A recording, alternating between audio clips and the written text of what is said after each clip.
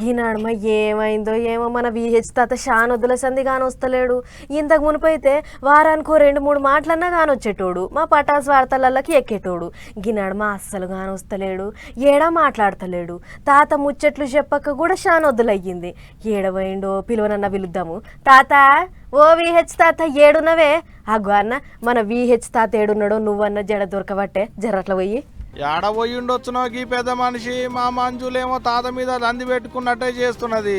ఓ VH తాత, జాడలేదు జవాబు లేదు, ఏడబోబడితే అగో గాడ గాడ రోడ్డు మీద కూర్చుంది. విహెచ్ తాత లెక్కనే ఉన్నట్టున్నాడు కదా, అసుండ పోదాం పాజీ.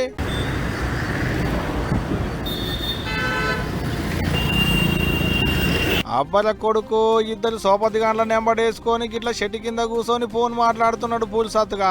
ఏం పని మీద వచ్చి ఉండొచ్చునో? ఏం పని మీద వచ్చినవే విహెచ్ తాత?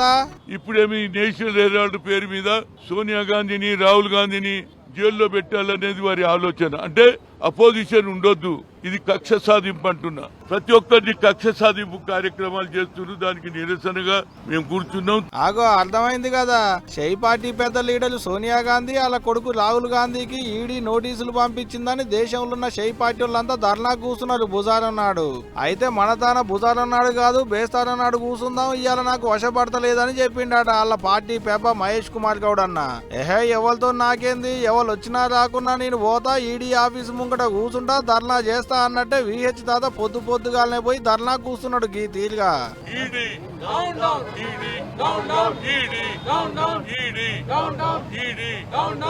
नहीं चलेगा, तेरी हवाबाजी नहीं चलेगा, नहीं चलेगा, नहीं चलेगा। सोनिया गांधी के ऊपर केस लगाए तो तेरी दुकान बंद होएगा, बंद होएगा। మరి పైటీలు వాళ్ళకే పోయిన పని ఒడిసిపోయిందో లేకుంటే తాత మోక చూసి రావాల్సి వచ్చిందో ఏమో తెలియదు గాని మహేష్ అన్న కూడా ధర్నాక అందొచ్చిండు పైటీలు వాళ్ళకు. హైదరాబాద్ లో ఉన్న ఆదర్శ్ నగర్ ఎమ్మెల్యే క్వార్టర్స్ కించి ఈడీ ఆఫీస్ దానిక పార్టీ కార్యకర్తలను లీడర్లను ఎంబడేసుకుని ర్యాలీకి వచ్చి ధర్నాకు కూర్చున్నాడు మహేష్ అన్న. ఇంతకు కేసు ఏందంటే నేషనల్ హెరాల్డ్ అనే పేపర్ చాచా నెహ్రూ పెట్టిండు వెనకట.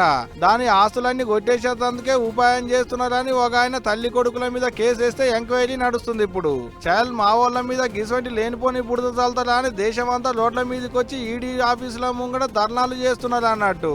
అందరేమో గాని తెలంగాణ షై పార్టీ పెద్ద మనిషి విహెచ్ తాత చేసేటి ధర్నతోనే మంచి ఊపొచ్చింది పోండ్రి తెలంగాణలో.